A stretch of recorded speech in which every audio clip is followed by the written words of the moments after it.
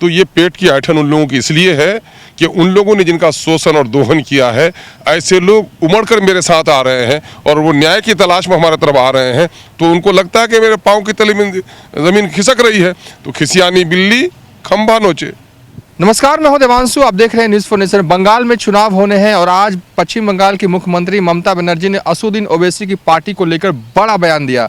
उन्होंने कहा कि असदुद्दीन ओवैसी की पार्टी जो है वो पैसे लेकर अल्पसंख्यकों का जो वोट है वो काटती है। हमारे साथ बात करने के लिए AIMIM के प्रदेश अध्यक्ष अख्तरुल इमान साहब हैं और साथ ही आपको बता दें कि ये विधायक भी हैं किशनगंज से। सर, एक बड़ा आरोप आपकी पार्टी की, क्या आप लोगों ने बिहार में भी ऐसा किया, पैसा लेकर वोट काटते हैं आप लोग? देखिए, ममता बनर्जी ने तमाम तर राजनीतिक मर्यादाओं को लांघ कर यह बात की है जिसकी मैं निंदा करता हूँ, और फिर ऐसे लोगों से मुझे किसी सर्टिफिकेट की ज़रूरत भी नहीं है। उनको ये कहते हुए खुद गिरबान में अपना झांकना चाहिए कि ममता बनर्जी पिछले दिनों में भाजपा के साथ खुद हुकूमत में रह चुकी हैं। उसको ये बात कहते हुए एक नारी हैं तो उनको तो ज़्यादा इन चीज़ों का ख्याल रखना चाहिए कि क्या कहती हैं। और मामला ये है कि हम पर आरोप लगा रहे हैं। ये ऐसे लोग जिन लोगों ने दलितों के साथ, अक़लियतों के साथ, समाज के वंचित वर्गों के साथ जो लोग न्याय नहीं किया है, और हम जो उनकी न्याय की आवाज़ उठा रहे हैं तो उनके पाँव तले की ज़मीन खिसक रही है, तो ये लोग बौखलाहट में इस किस्म के जुमले बोल रहे हैं कि पेरोल पर ये काम करते हैं, वो करते हैं। दूसरी पार्टियां आज जो उनका वोट बैंक है उस पर तो कांग्रेस भी सेंग लगा रही है, या कि कांग्रेस का पुराना था उसको बंटवारा, उसको लड़ने का हक है और हमको लड़ने का हक नहीं है। इसके माने हम गुलाम बन करके रहें, दूसरों की जूतियां हम सीधी करें? क्या हमारी पार्टी रजिस्टर्ड है इलेक्शन कमीशन ऑफ इंडिया के यहाँ? लड़ने का अधिकार है हमको।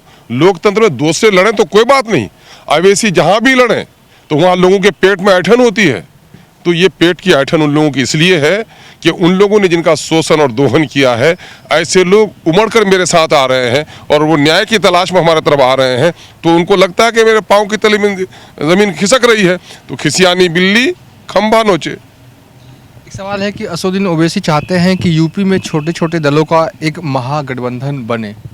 तो यकीनन, अरे दलितों, शोषितों, पीड़ितों, वंचितों की आवाज़ है बैरिस्टर असदुद्दीन ओवैसी, और हम चाहते हैं कि जहाँ जहाँ इनकी अनदेखी हुई है और वहाँ उन लोगों को जोड़कर एक समूह तैयार किया जाए, ताकि लोकतंत्र में सबके वोट का अधिकार बराबर है, तो देश के संसाधन में, इज्जत में, आबरू में सबको बराबरी का हिस्सा मिले। स्वतंत्रता प्राप्ति के 73 साल होने को जा रहे हैं और अब भी दलितों और वंचितों के साथ न्याय नहीं हुआ। क्या इस न्याय की आवाज़ को उठाना जुर्म है? अगर शोषितों, वंचितों को एकजुट करना, उनको इंसाफ दिलाना अगर कसूर है, तो मैं इस कसूर को करना तो मैं समझता हूं कि अच्छा काम है, ये अच्छा काम है, पवित्र प्रयास है। ऐसे प्रयास के लिए लोगों को साधुवाद देने चाहिए। परेशानी किस बात की है? तो क्या सपा के साथ भी आप लोगों का गठबंधन हो सकता है? अब सवाल ये पैदा हो तो ये तो हमारा केंद्रीय नेतृत्व तय करेगा कि साहब बीजेपी और सांप्रदायिक शक्तियों के खिलाफ जो लोग भी मिलकर काम करना चाहें, हम अपने शर्तों पर उसके साथ काम करना चाहते हैं।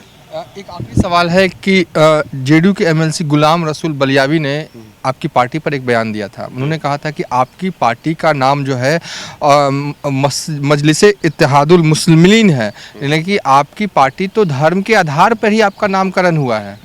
उनको पता ही नहीं है कि सेकुलर इंडिया में जिन नामों का रजिस्ट्रेशन होता है वो संविधान के अनुरूप होता है, संविधान के खिलाफ नहीं होता है।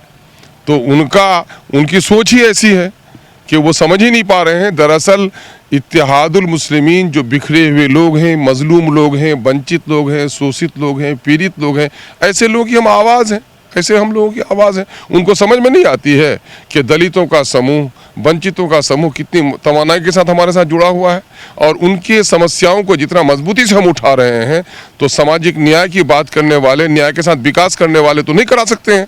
आपने पिछले दिनों में देखा कि अभी जो गुलनाज की हत्या हुई जलाकर, तो क्यों नहीं बोल पाए बलियावी साहब? क्यों नहीं बोल पाई उनकी पार्टी सदन में कोई बात? तो हम तो ऐसे लोगों की बात बोलने के लिए आए हैं ना।